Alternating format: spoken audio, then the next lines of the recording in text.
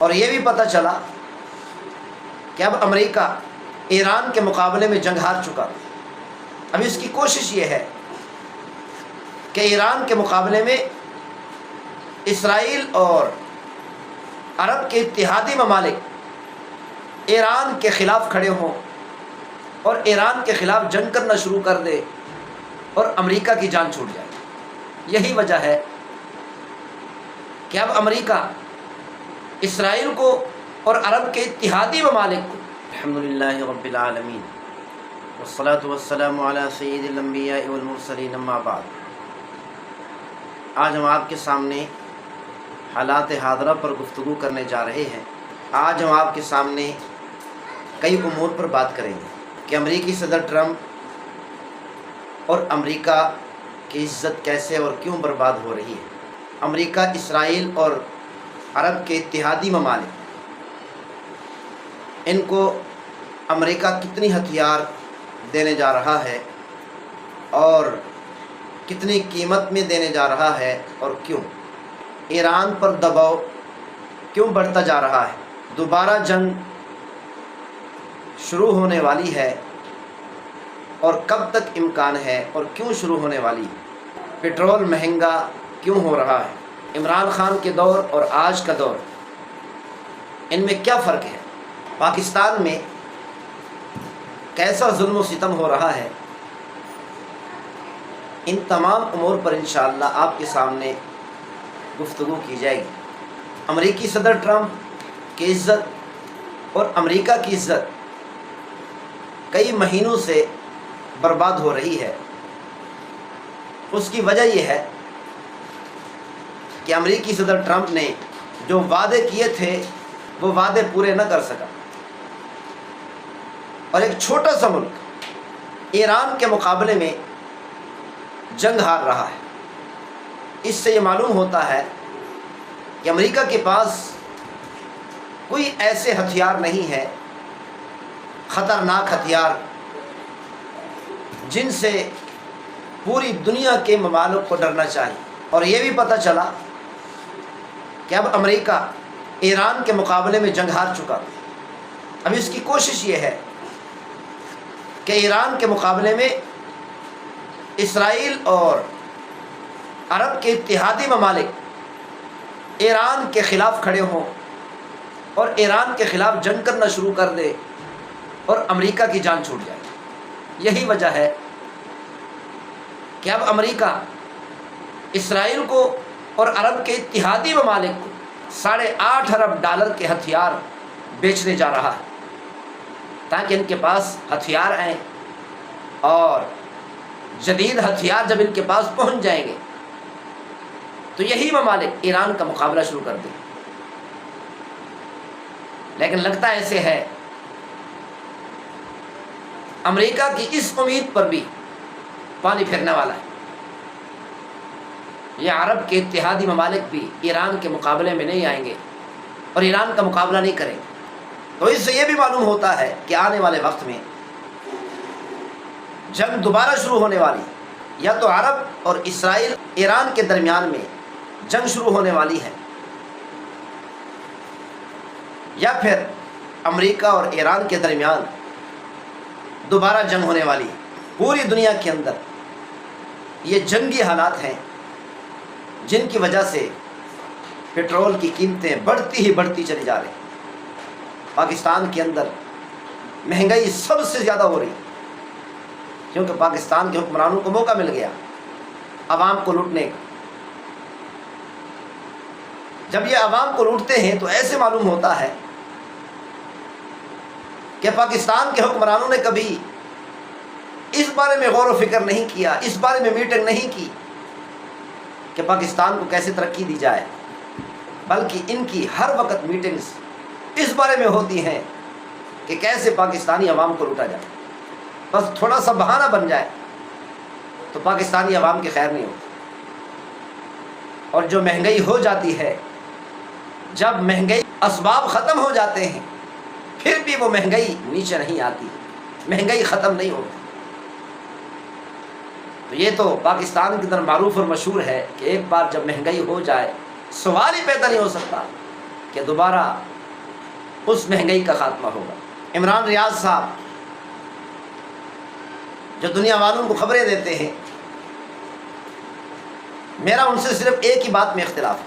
عمران خان کی بات کرتے ہیں تو عدل و انصاف کو بھول جاتے ہیں۔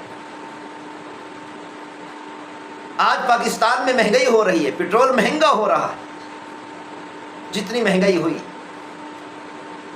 پوری دنیا حالات جنگ میں ہے، ان جنگی حالات کی وجہ سے مہنگائی ہوئی ہے۔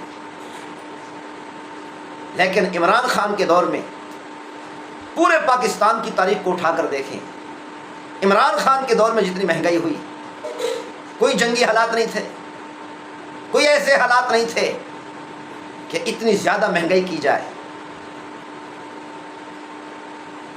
عمران خان کے دور میں جتنی مہنگائی ہوئی اتنی ہی آج مہنگائی ہوئی ہے، لیکن عمران خان کے دور میں کوئی جنگی حالات نہیں تھے اور آج جنگی حالات۔ عمران ریاض صاحب تھوڑا عدل و انصاف سے سائڈ پہ ہو جاتے۔ میرا مقصد عمران خان کی مخالفت کرنا نہیں ہے، بلکہ حقیقت کو بیان کرنا ہے اور حقیقت بتانا مقصد ہے کہ حقیقت یہی ہے کہ پاکستان کی پوری تاریخ جتنی مہنگائی عمران خان کے دور میں ہوئی پہلے کبھی نہیں، اور یہ مہنگائی کا راستہ انہی کے دور میں کھلا ہے۔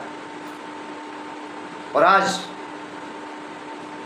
اس وقت سے عمران خان کے دور سے مہنگائی ہونا شروع ہوئی اور آج تک نہ رک سکی اور بڑھتی ہی بڑھتی چلی جا رہی۔ عمران ریاض صاحب تھوڑی عمران خان کی محبت میں آ جاتے ہیں تو اسی لیے انصاف سے ہٹ جاتے ہیں۔ پاکستان کو انڈیا کے مقابلے میں کچھ عرصہ پہلے، کچھ وقت پہلے جو جیت حاصل ہوئی ہے اس پر خوشیاں منا رہے۔ پاکستان کو خوشیاں نہیں منانا چاہیے، بلکہ غم کا اظہار کرنا چاہیے کہ 70 سال ہو چکے پاکستان کو بنے ہوئے، لیکن آج تک کشمیر کو آزاد نہ کرا سکے۔ کشمیری مسلمان ویسے قتل ہو رہے، ان پر ظلم و ستم ڈھایا جا رہا۔ اسی لیے پاکستانی فوج کو اور پاکستانی حکمرانوں کو اور پاکستانی عوام کو چاہیے کہ اس وقت تک ان پر خوشی منانا حرام ہے کہ جب تک کشمیر آزاد نہیں ہوتا، کشمیری مسلمان آزاد نہیں ہوتے، کشمیریوں پر ظلم و ستم کا خاتمہ نہیں ہوتا، اس وقت تک پاکستانی عوام کو چاہیے، پاکستانی حکمرانوں کو چاہیے کہ خوشیاں مت منائیں۔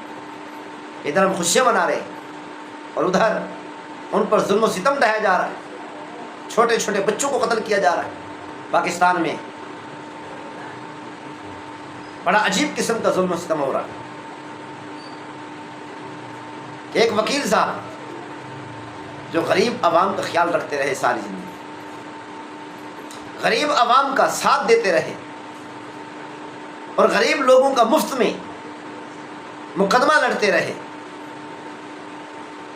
آج ان پر ظلم و ستم کرتے ہوئے جیل میں ڈال دیا گیا اور 17 سال کی بڑی خطرناک سزا سنا دی گئی۔ لیکن دوسری طرف جج کا بیٹا، جس کی گاڑی نے 2 آدمیوں کو قتل کر دیا، وہ ایک ہی دن کے اندر گھر پہنچ گیا، کوئی مقدمہ نہیں ہوا، کوئی گرفتاری نہیں ہوئی۔ یہ کیسا ظلم ہے پاکستان؟ مسلمانوں کو چاہیے کہ اس پر آواز اٹھائیں، حکمرانوں کو سمجھائیں، اور پاکستانی فوج کو چاہیے کہ میدان میں آئے اور ایسے ظلم کا پاکستان سے خاتمہ کر دیں تاکہ ایسا ظلم پھر کبھی نہ ہو۔ جیسے پیغمبر صلی اللہ علیہ وسلم نے اپنے زمانے میں پورے عرب سے ظلم کا خاتمہ کر دیا، پھر صحابہ اکرام نے پوری دنیا میں ظلم کا خاتمہ کر دیا، عدل و انصاف کو پھیلایا، حتیٰ کہ ظالم حکومتیں سپر پاور ہی کیوں نہیں تھیں، رومی امپائر اور ایرانی حکومت جو اس وقت کی دنیا کی سب سے بڑی سپر پاور حکومتیں تھیں، ان کی حیثیت ایسے تھی جیسے آج امریکہ اور چین کی حیثیت ہے دنیا میں۔